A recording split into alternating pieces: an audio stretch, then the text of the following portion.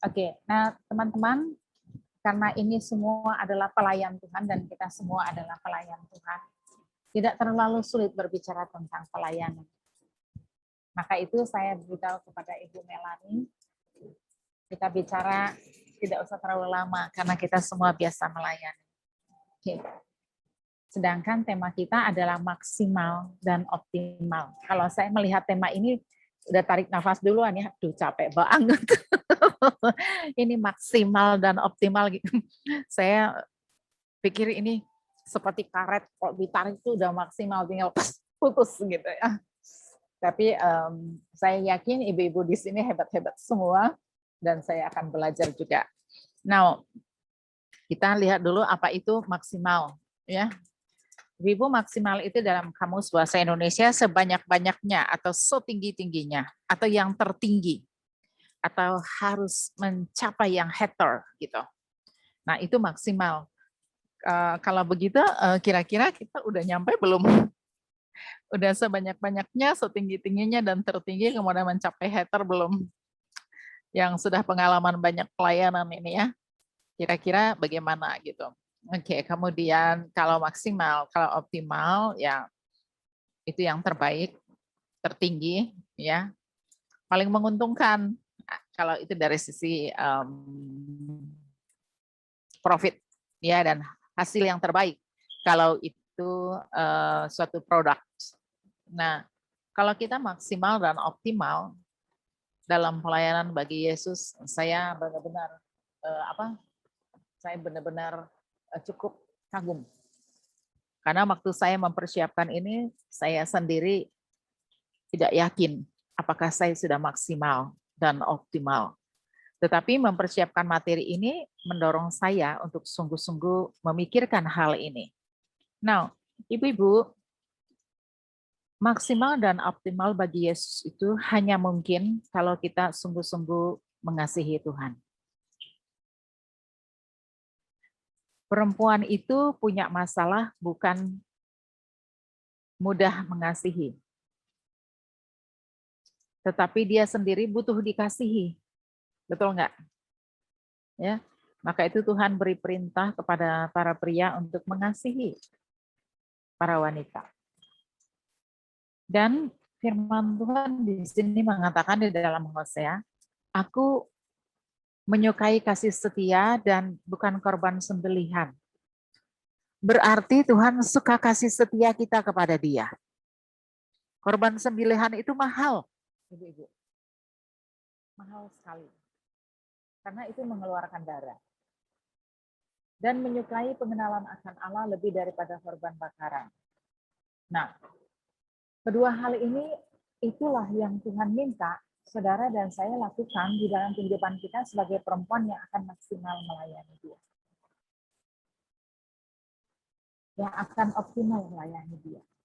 Itu sebabnya saya katakan kepada Ibu Mas Jalen, kita lebih baik ngobrol, lebih baik berbicara. Ya, karena berbicara tentang maksimal dan optimal itu kita akan capek. Tapi Tuhan bilang di dalam firman-Nya, kalau kita punya kasih setia, Dia lebih suka itu. Punya kasih kepada Dia yang punya kesetiaan. Yang kedua, pengenalan akan Tuhan. Ya. Kemudian, jangan lupa, ada nasihat di dalam Roma pasal 12. Saudara-saudara, demi kemurahan Allah aku menasihatkan kamu supaya kamu mempersembahkan tubuhmu sebagai persembahan yang hidup, yang kudus, dan yang berkenan kepada Allah. Itu adalah ibadahmu yang sejati. Jadi selain kasih setia yang Tuhan minta kita persembahkan tubuh kita. Ya, selain kasih setia dan pengenalan akan Allah ada dua, Dia juga meminta kita untuk mengasihi Dia dan mempersembahkan tubuh kita kepada Dia. Ini enggak main-main. Ya. Kenapa? Karena kita enggak begitu biasanya. Oke? Tubuh kita pikir jauh dari apa yang seharusnya. Tapi ternyata enggak. Tuhan minta juga. Dan mempersembahkan tubuh itu yang kudus, yang hidup, dan yang berkenan kepada Allah. Maka itu ibu-ibu, kita nggak bisa maksimal selama ini kalau kita nggak punya kasih setia, kita nggak punya pengenalan akan Tuhan yang benar, dan kita belum mempersembahkan diri kita kepada Tuhan. Oleh karena itu saya mengajak ibu-ibu sekalian, tanyakan kepada hati kita, kepada diri kita, betulkah kita mengasihi Tuhan waktu kita melayani? Atau semata-mata karena kita suka, udah terlanjur, begitu. Ya udah memang dari dulu pelayanan begitu. Nah ini perlu kita pertimbangkan. Kita nggak akan bisa maksimal, ibu-ibu. Kalau kita nggak punya kasih setia kepada Tuhan, kalau kita nggak punya pengenalan akan Tuhan, dan kalau kita belum mempersembahkan tubuh kita atau hidup kita kepada Tuhan. That's impossible. Nah, oleh karena itu, ibu-ibu yang kekasih dalam Tuhan, kita akan banyak berbicara dengan hal ini. Sebab Allah itu bukan tidak adil. Sehingga dia lupa akan pekerjaanmu dan kasihmu yang kamu tunjukkan terhadap namanya, ya, oleh pelayanan kamu kepada orang-orang kudus. Yang masih kamu lakukan sampai sekarang. Tetapi kami ingin supaya kamu mengetahui masing-masing, menunjukkan kesungguhan, ya, kesungguhan loh ya. Kesungguhan itu bukan sesuatu yang biasa. Kesungguhan yang tidak pernah berubah. Ya. Masing-masing menunjukkan kesungguhan yang sama untuk menjadi pengharapanmu suatu milik yang pasti. Sampai pada akhirnya, agar kamu jangan menjadi lamban, menjadi penurut, tetapi menjadi penurut-penurut mereka yang oleh iman dan kesabaran mendapat bagian apa yang Tuhan kehendaki. Nah, rekan-rekan pelayan Tuhan, kita ingat 3 hal. 1, kasih setia. Yang kedua, pengenalan akan Tuhan. Yang ketiga, mempersembahkan tubuh kita kepada Tuhan. Kenapa? Kenapa? Ya, karena ternyata Tuhan itu adil. Dia tidak akan lupa semua pekerjaan kita. Dia tidak akan lupa kasih kita. Itu hebatnya Tuhan. Manusia boleh lupa. Bahkan habis khotbah, orang-orang yang dengar khotbah saya lupa. Tapi saya sebagai pelayan Tuhan, bagian saya adalah mengasihi Tuhan. Karena dia tidak akan melupakan saya. Begitu loh. Dan saya melakukan pekerjaan Tuhan, melayani Tuhan, dengan kasih setia. Tidak peduli teman-teman saya meninggalkan saya. Tidak peduli bagaimana orang menilai saya. Saya akan melakukan itu dengan kasih setia kepada dia. Bukan kepada gereja, bukan kepada organisasi, bukan kepada tanggung jawab secara manusia. Karena saya mengasihi Tuhan. Jadi saya akan setia. Kenapa? Karena saya kenal Tuhan saya. Saya kenal dia dan dia kenal saya. Orang lain boleh salah mengerti tentang saya, tapi dia tidak pernah salah mengerti tentang saya. Benar bukan? Orang lain boleh menganggap saya ngomongnya nggak benar tuh, salah pikirannya itu ya, perbuatannya nggak baik. Tapi Tuhan tahu loh, saya itu siapa. Maka kalau saya selalu mengulang-ulang ini supaya saudara ingat, untuk maksimal dan optimal, kita perlu punya kasih setia kepada Tuhan. Yang kedua, kita perlu kenal Tuhan kita. Ya, tadi kesaksian tentang COVID, ya, anak saya pun mengalami itu sampai 3 bulan baru dinyatakan baik. 3 bulan, hampir 3 bulan. Karena dia mengalami sakit yang cukup berat. Sakit yang luar biasa. Sehingga dia tidak bisa sembuh dengan gampang. Nah, Di situ saya melihat Bapa yang saya kenal itu, Tuhan yang saya kenal itu tidak seperti yang saya dengar, tidak seperti yang saya tahu selama ini, tapi dia memperkenalkan dirinya makin hari makin indah, makin dalam, makin luar biasa, karena dia Allah yang sulit dikurung dengan pengenalan dan pemahaman kita. Ya, nah jadilah penurut-penurut Allah, itu paling penting. Ya, jadilah penurut-penurut kebenaran firman Tuhan oleh karena kita mengenal Dia. Itu lebih penting. Nah, ibu-ibu yang kekasih dalam Tuhan, hafal baik-baik. Sebentar mungkin kita akan berbicara itu dan berdialog tentang hal itu. Ya.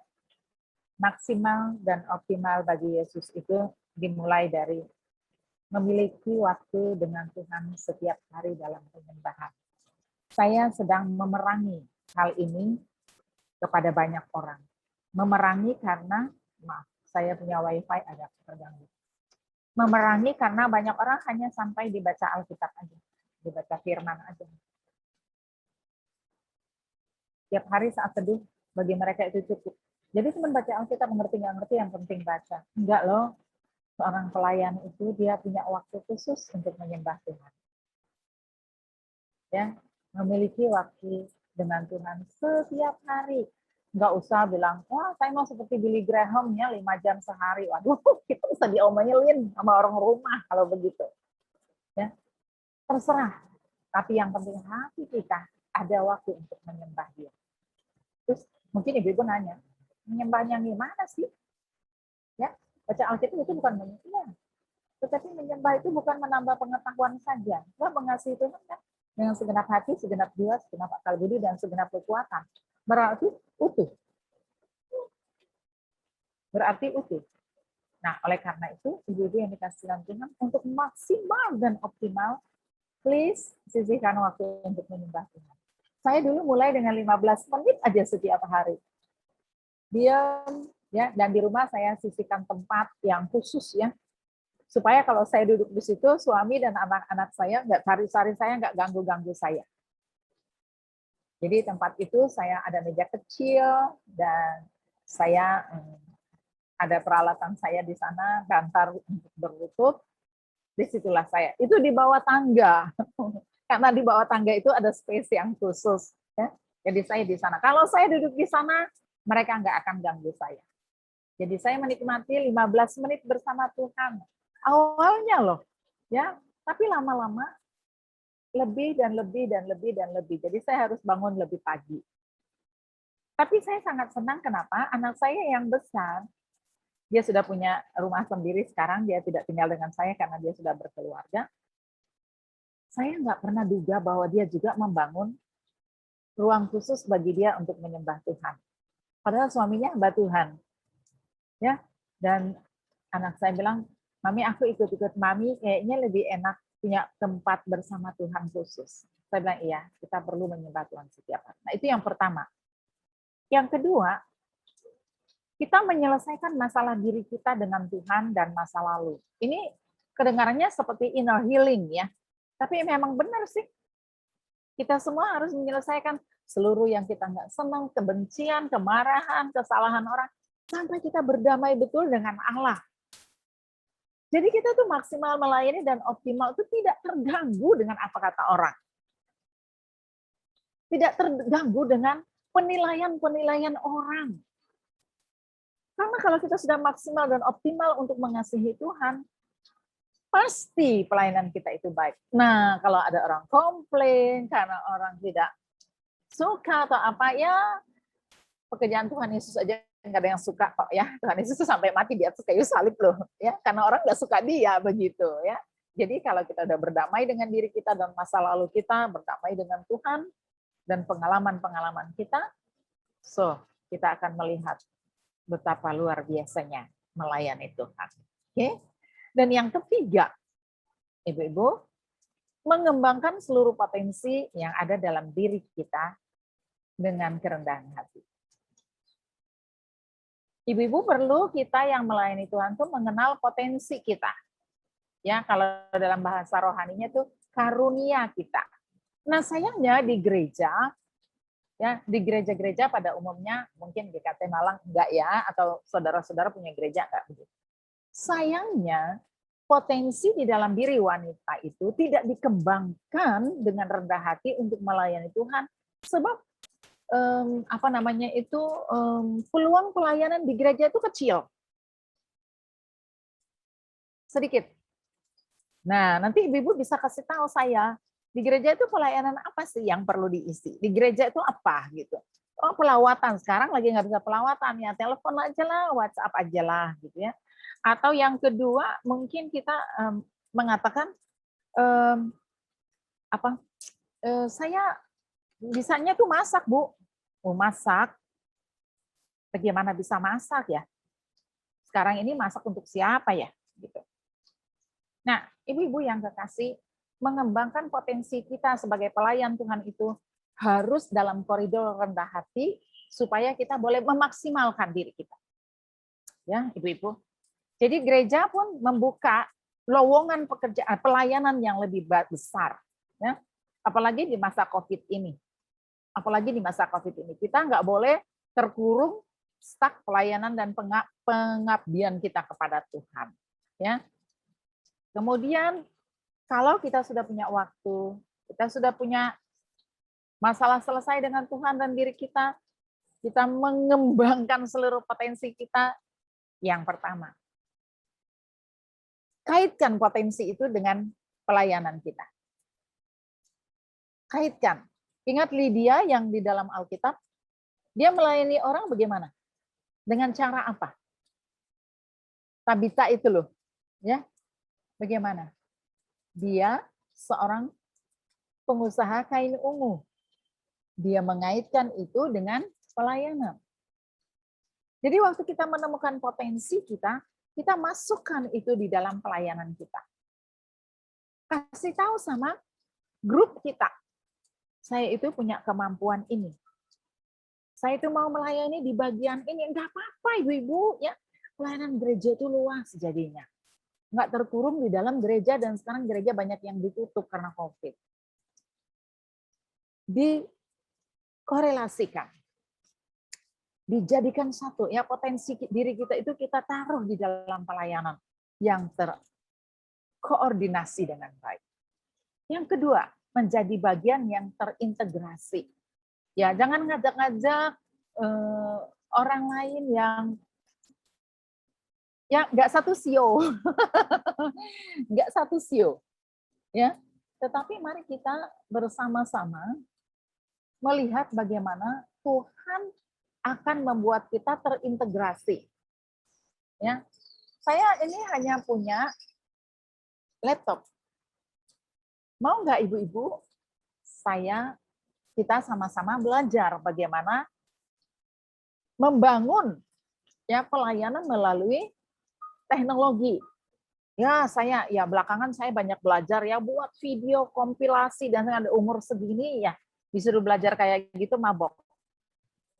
Tapi akhirnya saya tahu saya perlu menjadi bagian terintegrasi di dalam pelayanan gereja, bukan hanya khotbah saja, pelawatan saja, hai saja, tapi saya harus berintegrasi dengan bagian audio, bagian visual, ya, bagian pelawatan, bagian pengembangan pendidikan. Saya harus mengintegrasikan yang nggak bisa sendiri. Mampet namanya. Yang ketiga, yang terakhir, membangun orang lain mencapai yang lebih baik. Wanita yang maksimal dan optimal, dia tidak hebat sendiri. Tapi dia membangun orang lain mencapai yang lebih baik. Ya, ibu-ibu. Kalau kita punya pelayanan, saya menganjurkan Anda mengajak orang lain yang belum punya pelayanan. Perhatikan, bukan mengganti Anda. Bukan. Tapi bersama Anda. Ya, mengganti itu kita udah malas, kita bang. Udah cepet-cepet lah gitu. Enggak. Yang namanya membangun orang lain itu kita ajak dia. Saya punya slogan dalam leadership, ya, dalam leadership. Saya lakukan, kamu lihat. Lalu kita lakukan bersama. Terakhir, kamu lakukan, saya lihat. I do, you see. Then we together do that. After that, the last one, I see, you do. Ya. Jadi kamu buat, saya buat, kamu lihat. Lalu kita buat sama-sama. Habis itu saya melihat bagaimana cara kamu membuatnya. Itu namanya kita membangun orang lain mencapai yang lebih baik. Nah, biasanya pelayanan wanita itu banyak orang capek. Sehingga kalau sudah selesai jabatan harus masuk masa istirahat, kayaknya lega semua orang. Saya sudah enggak loh ya, saya tahun depan bebas loh ya, kayak senang banget gitu. Tapi waktu orang melayani, dia melihat begitu banyak kekurangan, dia melihat sesuatu yang bergetar gitu ya. Nah itu mungkin waktu kita melayani, kita tidak mempersiapkan orang lain. Nah ibu-ibu yang kekasih di dalam Tuhan, itu yang saya bisa bagikan sore hari ini. Yang pertama apa? Kasih setia. Yang kedua mengenal Tuhan. Dan yang ketiga, persembahkan tubuh kita, hidup kita untuk Tuhan. Baru kita bisa optimal, baru kita bisa maksimal. Kalau kita melayani Tuhan, tidak ada kasih kepada Tuhan, hanya sekedar tanggung jawab, hanya sekedar menyelesaikan tugas. Saya kasih tahu, we will become tired, boring, disappointed. Kita akan capek, bosan, dan kecewa. Tapi ketika kita katakan Tuhan, saya berdoa Tuhan, saya mau melayani ini karena saya mengasihi Engkau. Jika saya katakan begitu, lagi jadi enteng. Jadi enteng. Jadi ibu-ibu, selesaikan hubungan kita dengan Tuhan itu adalah kasih setia kepada Tuhan, pengenalan akan Tuhan, persembahkan hidup kita kepada Tuhan. Kalau belum pernah 3 ini, nggak boleh, nggak mungkin kita maksimal dan optimal. Yang ketiga, yang kedua, di dalam kehidupan pelayanan kita, itu yang saya katakan tadi, ya, kita mau nggak mau harus punya penyembahan kepada Tuhan. Mau nggak mau, mana bisa kita melayani Tuhan nggak punya penyembahan kepada Tuhan. Kebaktian aja sibuk, pelayanan kiri kanan, ya, nggak bisa duduk diam, nggak bisa perhatikan firman Tuhan, nggak bisa nyanyi, ya. Saya baru-baru ini saya usil. Kaum wanita saya suruh setiap orang merekam 1 lagu, kirim ke WhatsApp grup. Terus pada nanya lagu apa Bu? Lagu soal nyanyi, pokoknya dari awal sampai akhir.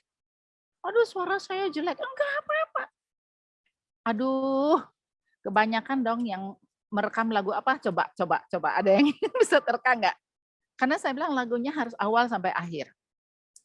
Kira-kira banyak rekam lagu apa? Bapa terima kasih.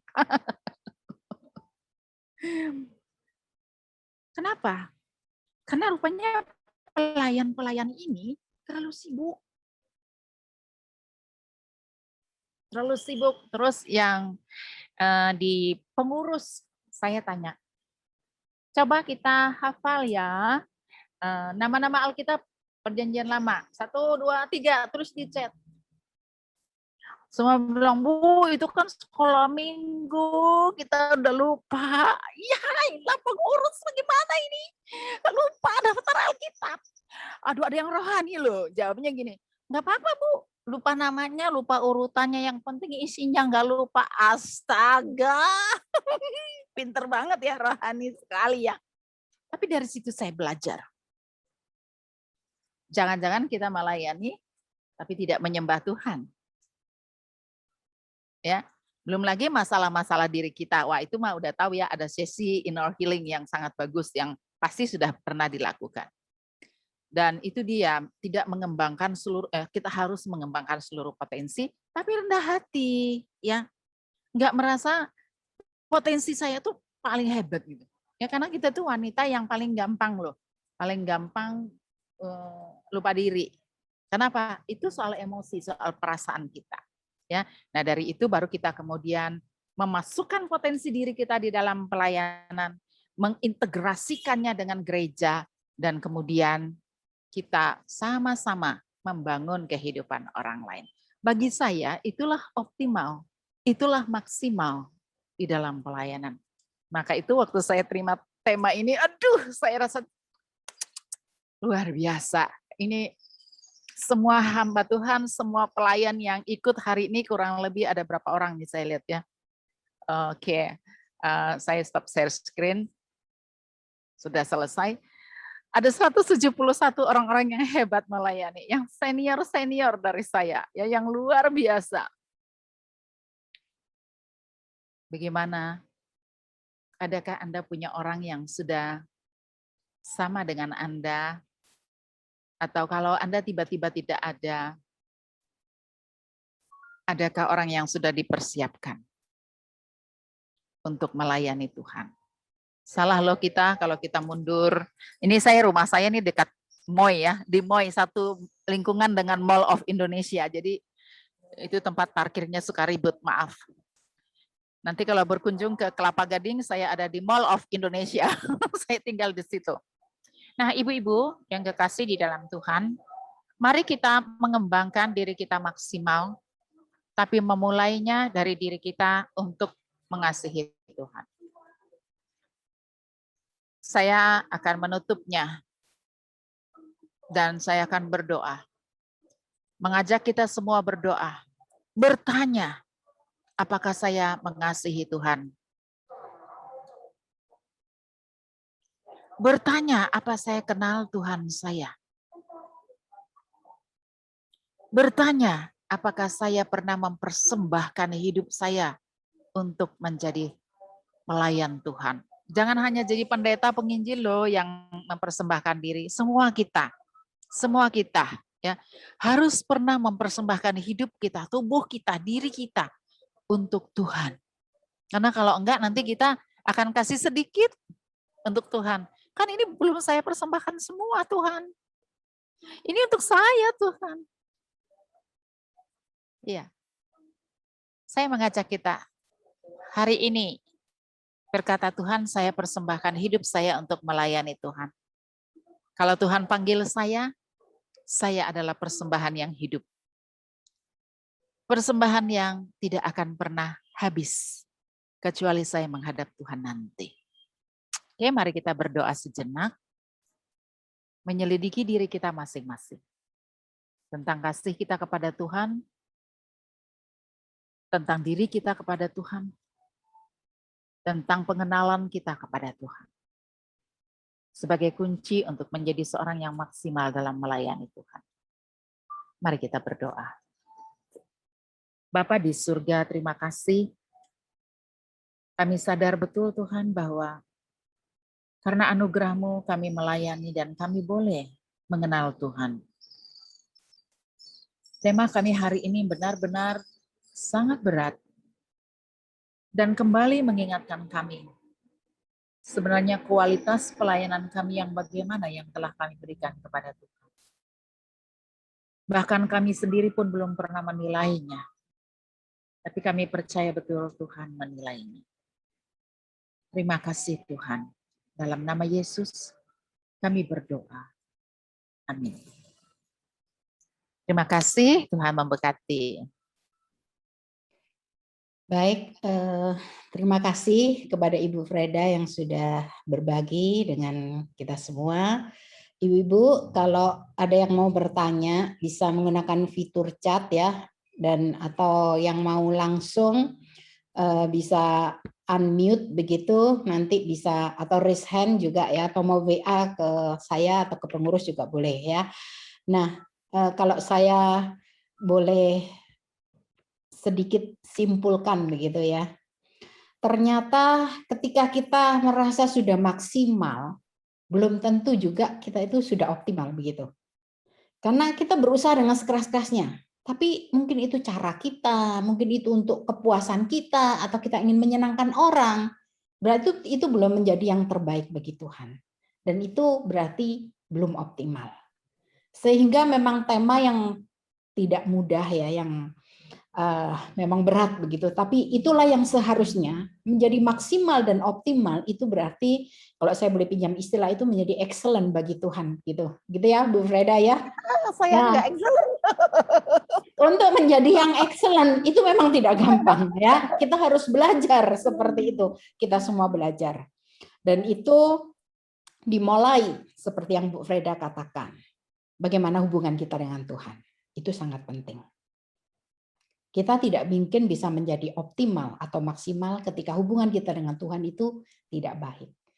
Yang kedua juga diri kita juga harus beres. Karena kalau begitu banyak masalah yang ada di dalam diri kita dengan pengalaman masa lalu, luka batin dan lain sebagainya, kita tidak bisa melayani Tuhan dengan optimal. Mungkin maksimal iya, kita bekerja sekeras-kerasnya, tapi kita belum optimal. Oleh karena itu kita diingatkan pada hari ini. Mari kita mulai dengan hubungan yang baik bersama dengan Tuhan. Kalau ada di dalam diri kita hal-hal yang masih belum selesai, begitu ya, mari kita selesaikan. Ada banyak konselor yang bisa yang menolong kita. Bu Freda juga, saya pikir bersedia juga menolong kita. Ya. Nah, biarlah ini menjadi satu kesempatan dan pengingat bagi kita apakah hubungan kita dengan Tuhan sudah baik dan bagaimana dengan diri kita sendiri. Mari kita selesaikan karena itulah awal yang baik untuk kita boleh melayani Tuhan. Nah, ibu-ibu yang dikasih oleh Tuhan, silahkan ya kalau ada yang bertanya. Mungkin saya akan mengawali dengan satu pertanyaan dulu begitu, Bu Freda. Khususnya di dalam masa-masa pandemi seperti ini, mungkin Bu Freda berdasarkan pengalamannya di pelayanan bisa memberikan contoh apa yang bisa kita lakukan di masa-masa seperti ini ketika kita tidak lagi bisa mobile seperti dulu, kita tidak bebas, ya, ada rasa takut dan lain sebagainya, begitu. Apa yang bisa kita lakukan untuk kita menjadi maksimal dan juga optimal dalam masa-masa yang seperti ini yang bisa ibu-ibu lakukan atau mungkin di gereja ibu yang dilakukan dan lain sebagainya. Baik. Wah, ini memang sangat banyak ditanyakan kepada saya ya, bukan Ibu Melani aja ya, dari teman-teman wanita lain, gereja-gereja lain juga banyak yang bertanya. Saking banyak yang bertanya, saya yang termotivasi. Wah, saya supaya jangan berteori aja, ya saya sendiri harus melakukan. Yang pertama saya lakukan bersama dengan saya ada 11 wanita, ya, 11 wanita khusus yang namanya Women Care Group Community Leader, ya. Mereka 11 orang membawahi 10 orang. Jadi berapa orang, Ibu-ibu? 110. Saya bertemu dengan mereka setiap hari Selasa malam by Zoom. Mereka mulai curahkan seluruh isi hati dan segala sesuatu. Kemudian kami men-sharingkan setiap care group mereka. Kami menggunakan nama care group ya, ada self lah, ada dynamic group lah, macam-macam ya. Tapi Hoki Imtong itu menggunakan care group. Care in your group. Begitu. Nah, selama pandemi kami tidak terganggu layanan kami. Ini jalan terus. 11 orang ini membawahi beberapa orang, setiap minggu sekali mereka bertemu by Zoom. By Zoom. Semua udah pintar Zoom. Bagaimana yang tua-tua? Saya kasih tahu. Kami punya ibu, oma umur 87 tahun. Jago loh. Ikut Zoom juga loh. Ya. Karena yang ngajarin dia itu sampai dia bilang semua bawel. Tapi akhirnya dia nggak ngerti-ngerti. Saya datengin anaknya, please ajar mamahmu, omamu. Ya. Nah, kami punya care group. Jangan anggap remeh itu. Penting sekali. Ya, penting sekali. Yang kedua, saya minta mereka yang punya kendaraan di gereja dan rela. Yang punya kendaraan dan rela. Drive sendiri, kunjungi orang yang Anda mau kunjungi. Ini tak kasih listnya semua. Tak kasih listnya semua supaya kamu kunjungi. Loh Bu, nggak boleh ketemu. Siapa suruh ketemu? Visit aja. Yang satu di mobil buka kaca, yang satu di dalam pagar. Gitu. Jadilah kita pelayanan pelawatan dengan cara kau di sana aku di sini. Gitu.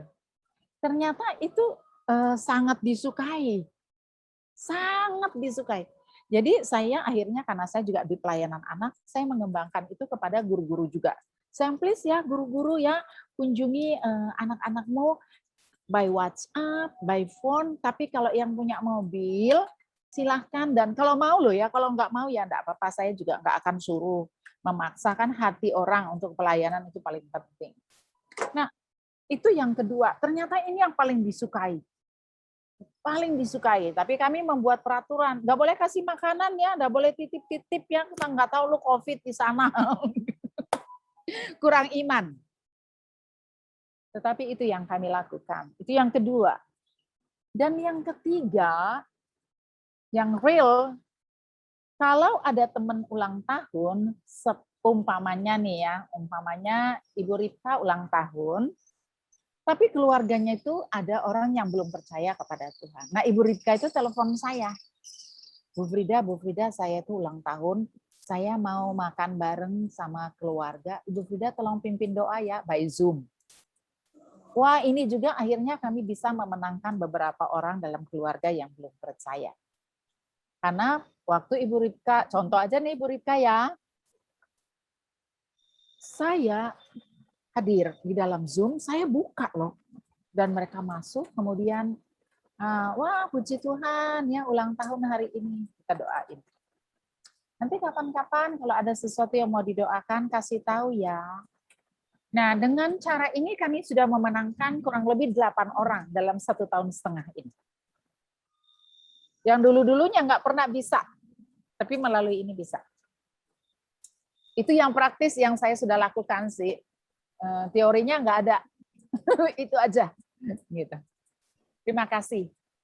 Baik, terima kasih Bu Freda. Jadi intinya kalau mau optimal harus juga mau maksimal, gitu kan? Jadi ibu-ibu tidak ada alasan untuk tidak mau belajar Zoom, gitu ya. Asal ada HP begitu dan koneksi internet pasti bisa.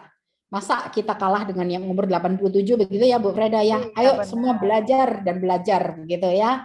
Baik, terima kasih Ibu Freda. Itu ibu-ibu bisa mulai diterapkan begitu ya di gereja kita masing-masing. Mungkin ada ibu-ibu nanti yang juga lain yang bisa menambahkan begitu. Nah, ini ada 2 pertanyaan masuk Ibu Freda. Yang pertama, bisakah memberi contoh konkret dalam hal membangun orang lain menjadi lebih baik, supaya mungkin dari contoh itu bisa menginspirasi para pengurus supaya bisa membantu anggota wanita di gereja kami masing-masing. Begitu. Oke, terima kasih. Pertanyaan ini baik dan penting sekali. Karena apa? Kalau kita mau melayani maksimal, kita perlu sekali membangun orang lain untuk maksimal juga. Jadi saya dari bulan Januari sampai bulan April yang lalu, saya 1 orang aja untuk menjadi leader. Dia berusia 72 tahun, tapi karena dia mantan pimpinan dalam perusahaan, dan dia sudah pensiun, dan dia bilang saya mau melayani Bu, jadi saya bawa dia di dalam grup leader. Saya bawa dia dalam grup leader untuk belajar. Lalu setiap bulan saya membawa dia dan dia belajar, dia melihat, kemudian saya ada kelas untuk membina pemimpin-pemimpin dalam care group. Gitu. Nah, ada pria, ada anak remaja, mereka mau. Karena by Zoom kan ada yang pakai daster doang gitu ya. Ada yang sambil minum kopi, yang nggak usah keluar rumah, hujan lebat juga nggak pusing, macet Jakarta juga nggak pusing. Nah, jadi saya bawa ibu ini, namanya Ibu Lydia. Saya bilang saya ada grup setiap minggu, you boleh ikut. Lihat bagaimana cara saya memimpin, lihat bagaimana saya menjawab, lihat bagaimana saya meresponi dan segala macam. Jadi saya bawa dia bersama saya.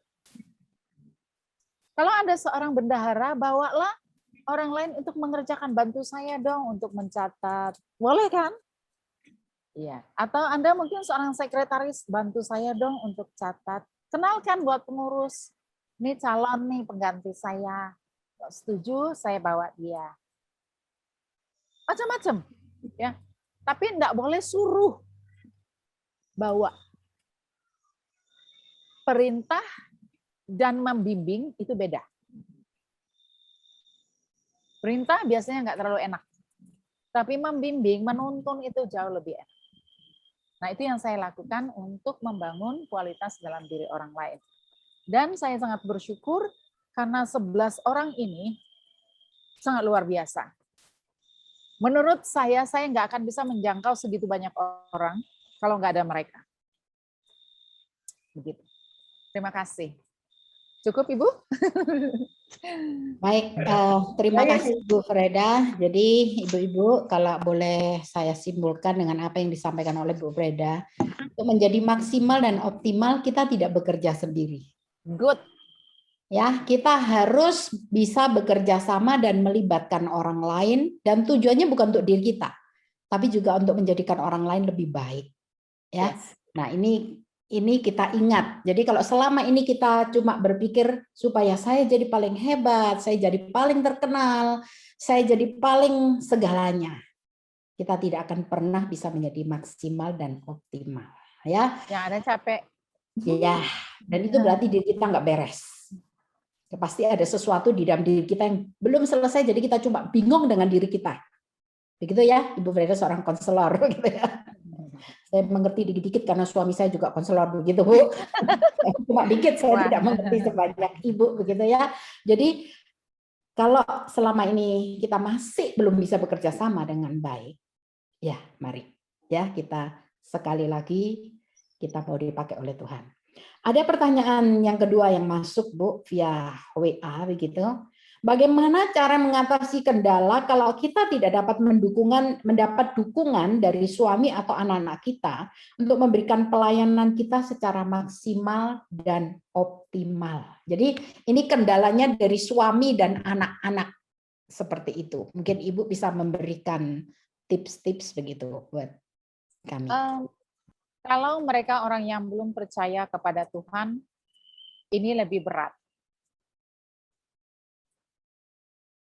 Tetapi kalau mereka udah percaya kepada Tuhan, mungkin sikap keseharian kita di rumah akan mengubah sedikit persepsi mereka. Ini pertanyaan banyak sekali yang nanya juga ya ke saya ya. Di gereja kami juga banyak yang begini. Gitu. Tetapi bagaimana relasi kita dengan suami, dengan anak-anak dalam keseharian itu sangat menentukan si pandangan mereka terhadap pelayanan kita kepada Tuhan. Kenapa? Karena ternyata orang-orang yang bertanya kepada saya ini, saya tanya balik kepada keluarganya, kepada suaminya atau anaknya yang saya kenal, saya tanya, bagaimana sih kalian mama pelayanan nggak didukung gitu ya? Ibu Frida enggak tahu, semua enggak tahu itu munafik tuh di rumah tuh enggak kayak begitu. Aduh mukanya sampai mengkerut ngomonginnya gitu ya. Nah, jadi memang itu masalahnya, Bu. Jadi bangun relasi baik dengan suami, dengan anak-anak di rumah, maka mereka akan let you go to serve. Ya, mereka akan senang. Dan yang kedua, jangan tinggalkan mereka. Kadang-kadang ajak mereka. Mama mau pelayanan, ada yang mau ikut enggak? Bantu. Ya, bantu. Ajak suami pelan-pelan. Jangan suruh ya. Jangankan orang yang sudah percaya, orang yang belum percaya, yang sudah percaya aja kalau disuruh pelayanan sama istrinya nggak mau, itu laki-laki kan gengsinya di langit sana, nggak tahu di langitnya mana gitu loh ya. Nggak semua begitu, nggak semua sih, nggak semua. Jadi ajak dia, gitu ya. Kalau dia menolong kita, hargai dia. Ya maklumnya pria kan masalahnya adalah di penghormatan dan penghargaan, begitu ibu-ibu. Jadi yang kalau ada suami, anak tidak setuju, Anda terpaksa harus tarik rem sedikit. Mereka oke aja sih, tapi sikap hati, sikap hidup mereka sepertinya sebel gitu ya. Nah, ini mesti kita koreksi. Bagaimana relasi kita dengan mereka. Oke. Saya kira kita mulai dari diri kita sendiri masing-masing. Terima kasih Ibu Melanie. Oke, baik ya Ibu-ibu. Jadi kita harus ingat ya, sekalipun kita hebat di luar, tapi kalau di dalam rumah kita sendiri kita tidak bisa juga punya hubungan atau melayani yang baik, saya pikir itu juga tidak baik begitu ya. Karena kita jangan berpikir membatasi pelayanan itu hanya di luar rumah. Sementara yang di dalam kita abaikan, begitu ya. Ya, Ibu Melanie, kita sorry saya potong, sebab di Amsal 31 itu Perempuan yang hebat itu adalah yang takut akan Tuhan dan dipuji oleh suami dan anaknya. Nah, itu kuncinya. Kalau kita nggak dipuji suami sama anak, adalah pertanyaan. Kita yang sakit atau mereka yang sakit begitu.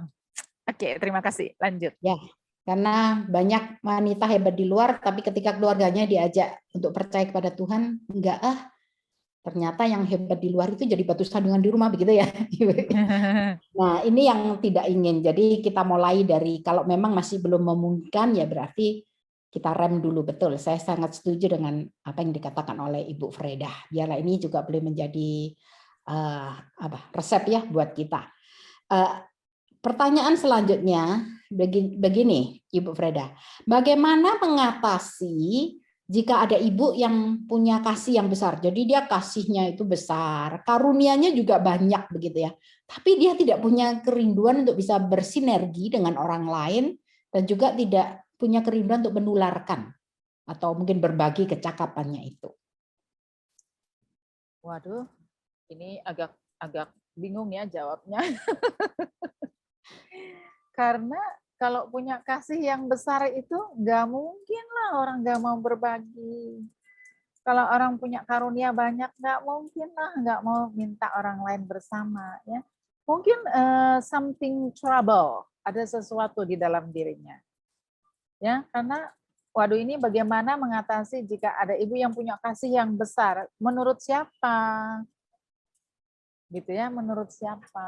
Kalau kita punya kasih yang besar itu menurut siapa? Kalau menurut kita kan kasih itu kan pasti diekspresikan. Gitu. Atau mungkin perlu bantu ibu ini supaya dia mulai mengkader orang lain dan menularkannya. Masa kita kalah sama virus COVID sih? COVID aja rajin menular gitu loh ya. Kita juga harus rajin menularkan yang baik. Oke? That simple thing, mungkin ibu belum tahu cara bagaimana mengkader orang lain, atau I think something wrong inside begitu. Tapi I don't want to judge, saya nggak akan menjudge gitu. Oke, begitu ya ibu-ibu ya. Oke, jadi intinya kalau dia punya kasih, pasti dia ingin berbagi, begitu kan ya? Pasti, ya? pasti. Nah, kalau punya banyak tapi nggak mau berbagi, bagaimana dikatakan dia punya kasih? Ini berarti ada yang nggak beres, berarti harus dibereskan dulu, gitu ya. Seperti itu. Baik, ibu-ibu, waktu kita tinggal mungkin 5-10 menit lagi begitu. Jadi kalau ada pertanyaan, silahkan bisa menggunakan via chat atau langsung aja mau boleh, silahkan bisa unmute begitu. Sampai jam berapa, Bu? Ya, kita mungkin 5-10 menit lagi, Bu, untuk sesi pertanyaan begitu ya. Nanti kita akan ada pengumuman begitu ya. Oke, baik, silakan ibu-ibu kalau masih ada silakan langsung via chat begitu atau langsung unmute. Mumpung ada Ibu Freda di sini ya. Kita sama-sama belajar. Tariknya. Ibu Freda ini sibuk banget begitu. Silahkan. Mungkin sambil menunggu ya Bu ya. Saya yang bertanya begitu. Karena jangan Ibu Melani ini banyak yang nanya nih, nanti saya yang ditanya. Ya, seperti yang Ibu lakukan di Komisi Wanita kami juga ada care group begitu ya. Nah, care groupnya itu memang kalau sekarang berarti kan secara online dan tujuannya sama seperti yang Ibu Freda katakan, itu menjadi kepanjangan tangan dari saya gitu sebagai pembimbing dan juga dari pengurus, karena kita nggak mungkin menjangkau ratusan ibu-ibu itu hanya dengan beberapa orang saja, tetapi dengan adanya care group itu akan sangat tertolong. Ya, nah, Ibu sekarang, namanya care group juga? Ibu iya, namanya? Kami beri nama care group.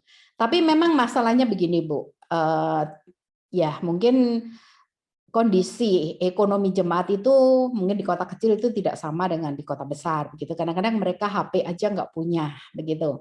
Sehingga di dalam tahap seperti ini tentunya care group itu tidak bisa kalau mau nge-zoom seminggu sekali dan lain sebagainya. Sehingga itu memang ada golongan tertentu yang kita istilahnya hanya memperhatikan gitu. Jadi mungkin dari ketuanya telepon bagaimana menguatkan, mendoakan dan seperti itu karena memang situasinya memang dia ya begitu Bu, maksudnya HP-nya nggak punya begitu atau mungkin juga kadang dia hidup sendiri, nggak ada anak, nggak ada cucu, jadi juga nggak ada yang dimintain tolong untuk belajar Zoom begitu. Dan saya perhatikan oma-oma pada umumnya ini sungkan minta tolong Bu, baik Ah, kepada ya, anak ya, maupun ya. cucu. Apalagi kalau diajarin 1 kali 2 kali nggak bisa gitu, mereka pada umumnya akan bilang, aduh udah deh nggak bisa terus nggak usah sekalian gitu ya. Nah mungkin dengan situasi yang seperti ini Ibu Freda mungkin bisa memberikan masukan atau bagaimana. Karena ini memang banyak dialami Bu mungkin oleh Komisi Wanita yang lagi hadir pada malam hari ini, memang itu kendalanya 2 hal ini begitu. Yaitu Baik. kesulitan memang Terima tidak ada kasih. alatnya dan yaitu mungkin ada yang hidup sendiri dan susah begitu ya. Jadi Oke. care group dalam situasi yang seperti ini bagaimana masukan daripada Ibu? Terima kasih. Oke, terima kasih Bu. Ini yang kami alami. Bukan hanya di situ, di sini juga. Saya selalu beritahukan kepada pemimpin-pemimpin di bawah saya ya, the second layer. Saya selalu bilang, if you have a problem, kita harus cari problem solving.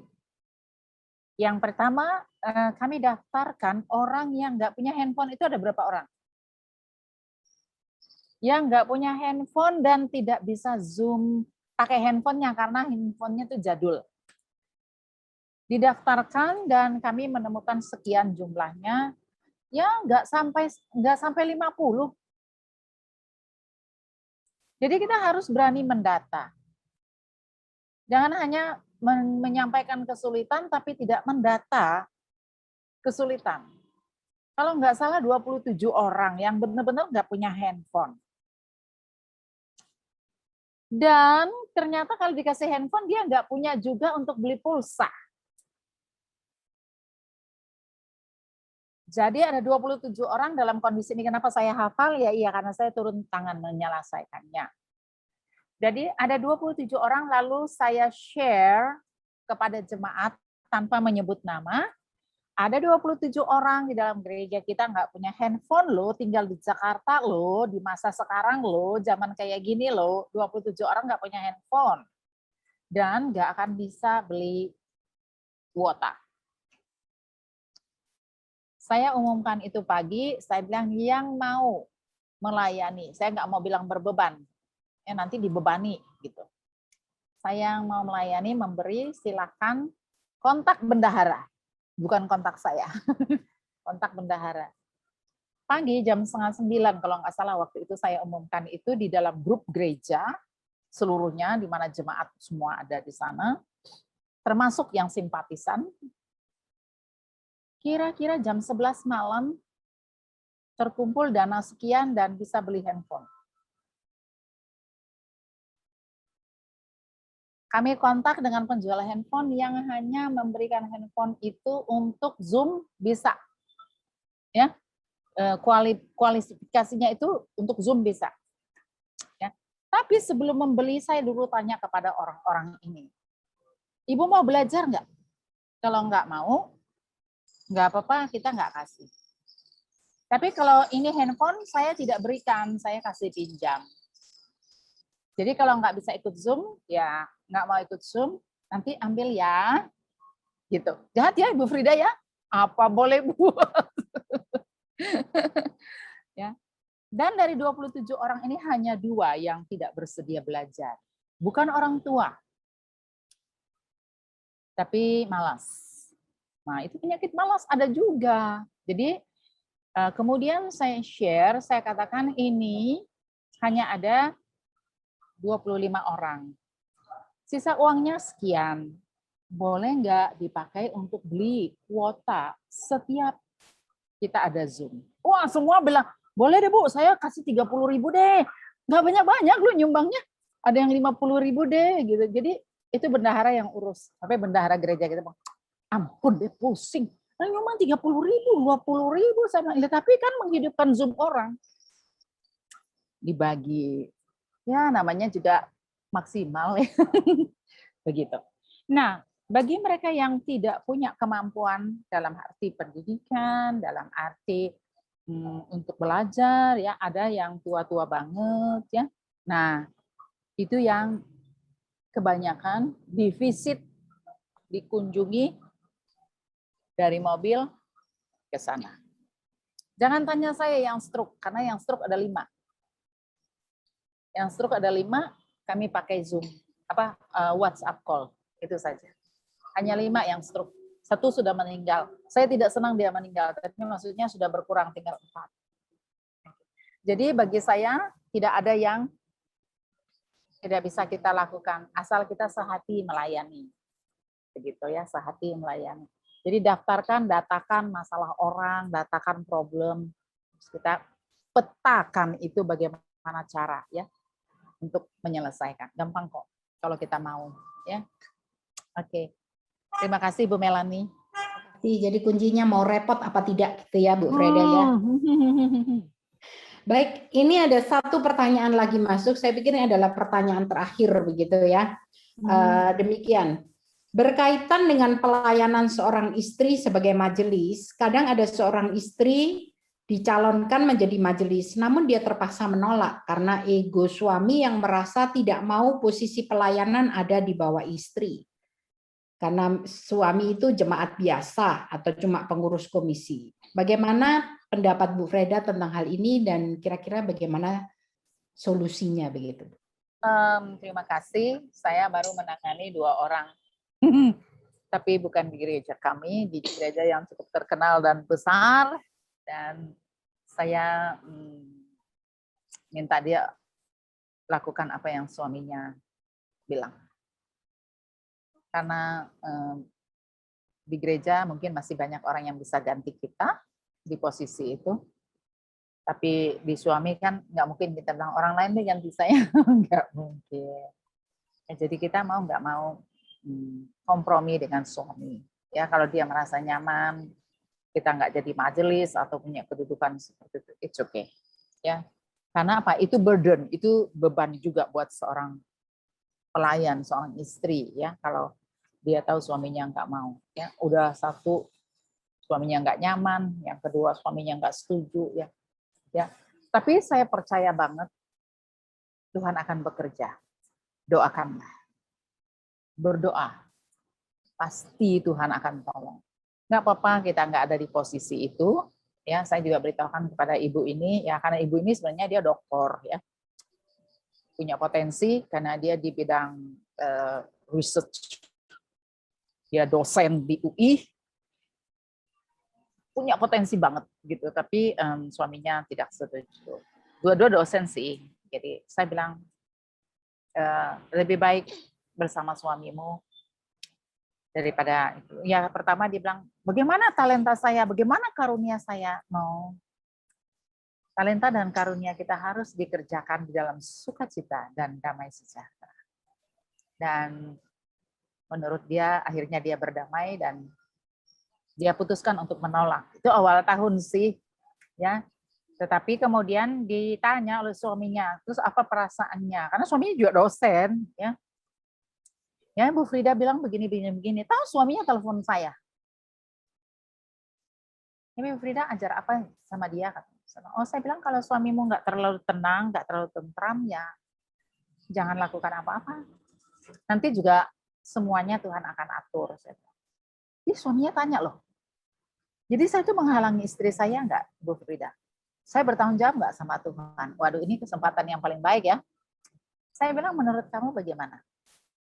Jawabannya ada di kamu dong. Ya, saya jadi merasa bersalah nih Bu. Ya sudah, saya bilang jangan simpan salah terus, benerin, saya bilang. Nanti saya bilang sama istri saya tahun depan kalau dicalonkan terima aja deh. Saya berdoa ya supaya masih diberi kesempatan oleh Tuhan. Aduh, suami itu nangis loh waktu saya ngomong gitu. Nah, tahun depan kan bukan umur kita, ya kan? Gitu. Ya itu karena Tuhan bekerja, dia juga berdoa, maksimal berdoa. Oke, Ibu Melani, terima kasih.